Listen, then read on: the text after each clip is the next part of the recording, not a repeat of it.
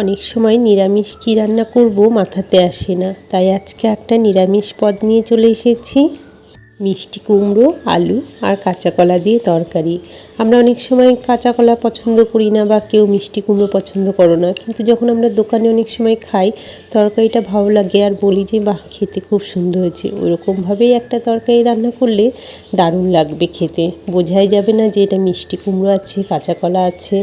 চলো রেসিপিটা একবার দেখে নিই। এখানে আলু, মিষ্টি কুমড়ো আর কাঁচা কলা কেটে নিয়েছি। একইভাবে কেটে নিয়েছি আমি 3টে জিনিস। এখানে সর্ষের তেল দিয়ে দেবো। তেলটা একটু হালকা গরম করে নেব। তেল গরম হয়ে গিয়েছে, এতে আমি 5 ফোড়ন দিলাম আর দেবো কটা কাঁচা লঙ্কা। এখানে কেউ শুকনো লঙ্কাও দিতে পারো কাঁচা লঙ্কার বদলে। এর মধ্যে আমি আলু, কুমড়ো আর কাঁচা কলাটা দিয়ে দিলাম। হালকা করে একটু ভেজে নেব।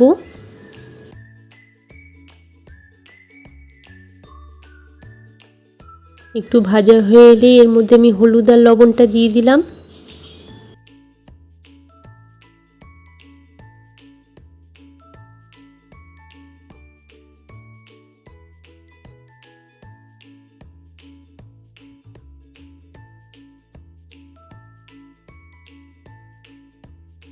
এবার এতে আমি জল ব্যবহার করছি। আমি 2 কাপের মতন এখানে জল দেব। জল দিয়ে তরকারিটা একটু ভালো করে নেড়ে দেবো, অনেক সময় নিচে লেগে যায়।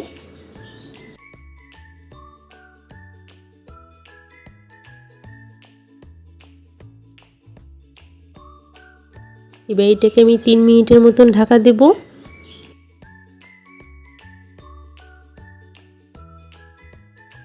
ফিরে এলাম 3 মিনিট পর। এবার তরকারিটা একটু ভালো করে নেড়ে দেবো। জলটা একটু শুকিয়ে এসেছে, কলা কুমড়ো তো একটু সিদ্ধ হয়ে এসেছে, আলুটাও ভালোভাবে সিদ্ধ হয়ে গিয়েছে।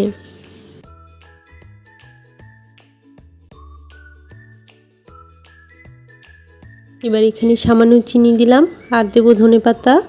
যারা ধনেপাতা পছন্দ করে না তারা একটু নামানোর আগে ঘি দেবে, খেতে আরও সুন্দর লাগবে। আমি আর ঢাকা দেব না, একটু ফুটে উঠলেই তরকারিটা নামিয়ে ফেলবো।